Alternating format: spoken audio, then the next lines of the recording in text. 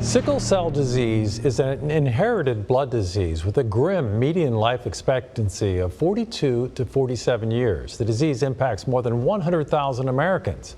My co-anchor Janine Samuels joins us now from the American Red Cross Donation Center in Henrico with more. Janine?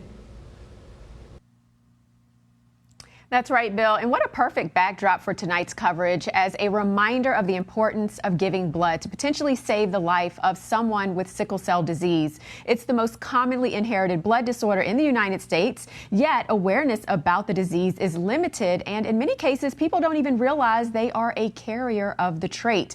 Tonight, I want to share the story of a family who took the uncurable diagnosis head on, finding sun in the dark days with their son, but also feeling the pain this disease can leave behind.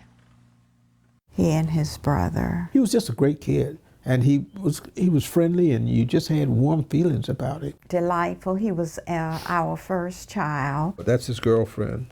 Pleasant memories, pictures, diplomas, letters stored for 25 years in a memory box, easing the sting. It's Boykin, 1970 to 1998. This is a letter that I wrote to him. Okay, it's dated September the 13th, 1993. Through written word, sharing her pride that her son spends time in prayer and Bible study. I would like to make a pilgrimage to the Holy Land. Maybe after you have finished graduate school in the year 2000, we could take that trip. That trip with their son, Samuel Boykin Hunter Jr., never happened.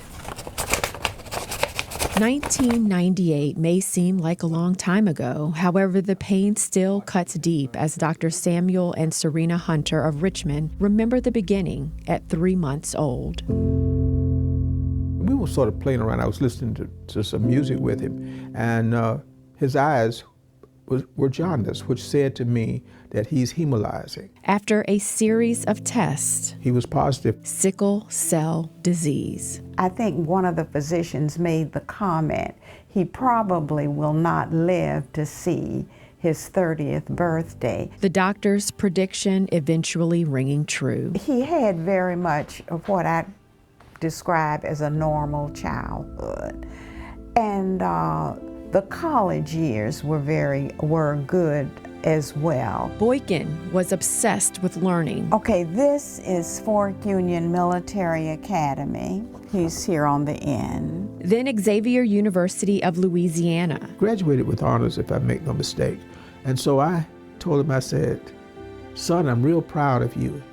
He said, I'm proud of me too, Dad. I did better than either you or Mom did in undergraduate school. Next, a master's of psychology. Ohio University. Then acceptance into law school at Ohio State. Academically, Boykin's life soaring, but personally, the stress of his studies possibly taking a toll on his body, enabling the insidious disease to ultimately win. I remember very clearly the day that he passed away. Although he was sick, he was still looking forward. He said, Mom, I'm just so tired. He was coming up the stairs and I was going downstairs.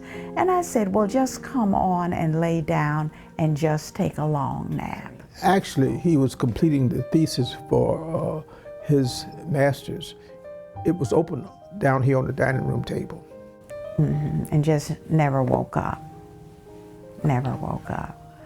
So it was very peaceful. And this is me and Sam. The Hunters display pictures proudly. The sickle cell trait can pass down through generations. Sickle cell disease is a genetic disorder when a child inherits 2 genes, one from each parent, causing round red blood cells to turn into rigid sickle-shaped cells not able to move effortlessly through the body, resulting in fatigue, acute pain, and organ damage. There is no known cure. The CDC estimates there are 100,000 Americans with the disease, with approximately 90% being African American. Yes. Dr. Wally Smith, the director of the Adult Sickle Cell Program at VCU Health. Is it just a black disease? No. Anybody in the United States should know their sickle cell status. And so you need to know your status because you they have a baby. And if you have a baby with somebody who has a trait, you have a chance of producing a child with sickle cell disease. He was further able to stimulate critical thinking. The Hunters also encourage testing. And you need to be aware of the consequences. And can you deal with it? And can you help a child grow through to adulthood? And will you do it knowing that if it doesn't go the way you hoped it would go, it's pain with it. And that pain lasts a long, long time.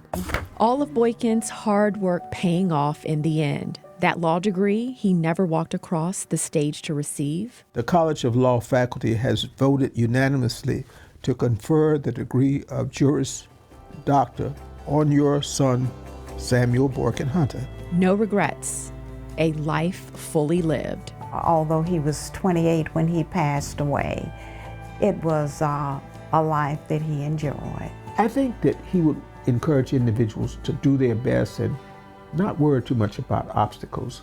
Too many of us do. And so you just take courage from his life and what he did and how he did it. Such an inspiring story. Sincere thanks to Sam and Serena for welcoming Brad and I into your home and sharing your story with all of us.